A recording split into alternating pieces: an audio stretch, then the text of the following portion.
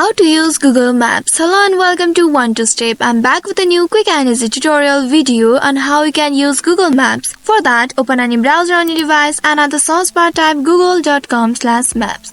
Then press enter to browse it. Here make sure you are logged into your Google account. Once you are logged into your Google account, you will be presented with this interface. Now, if you want to use the Google Maps, first things you can do is to search for the place. Click on the search bar, enter the place name, and it will find you the place. You can create directions, save it for the future, or share your location to your friends. If you want more guidance to Google Maps, here at the left top you will find 3 horizontal lines. Click on those lines, and from the menu that appear here, click on tips and tricks. After clicking on this option, at the right side you will find this window. Here scroll down and there you will find various options or features you can learn to use this Google Map. You will get the links at the end of each topics here from where you can learn how to use Google Maps and its features. That's all for today's video. Thanks for watching till the end. If you found this video helpful, don't forget to like, share and subscribe the channel. Also hit that bell icon to get notifications on more such helpful tutorials. See you in next video. Stay connected.